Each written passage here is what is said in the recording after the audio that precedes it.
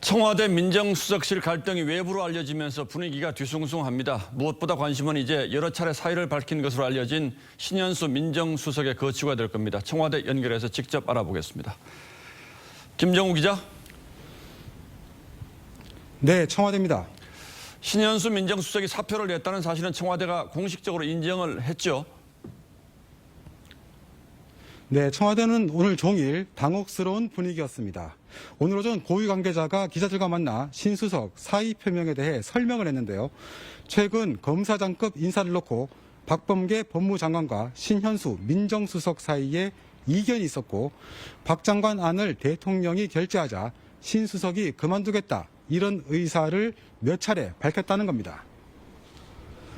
청와대는 신 수석의 사의 표명 때마다 문 대통령이 만류했고 거취 문제는 변화가 없는 상태라면서 신 수석은 오늘까지 정상 근무하며 회의에도 모두 참석했다고 전했습니다. 하지만 신 수석은 여전히 사의를 굽히지 않은 것으로 알려졌습니다.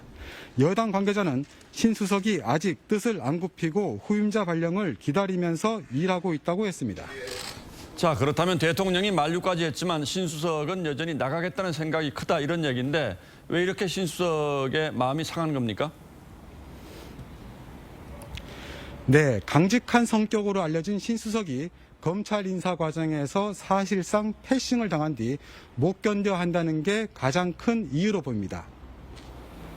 청와대는 이를 두고 이견은 있었지만 패싱은 없었다며 강하게 반박하고 있습니다.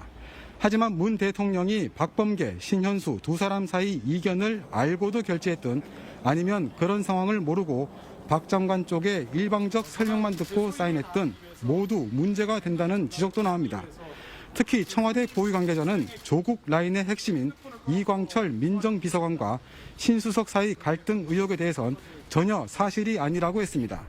지난해 전국을 뒤덮었던 추미애, 윤석열 갈등에 이어 청와대 내부와 법무부 사이 대립 구도가 표출되면서 상당한 진통이 이어질 것으로 예상됩니다. 청와대에서 TV조선 김정우입니다.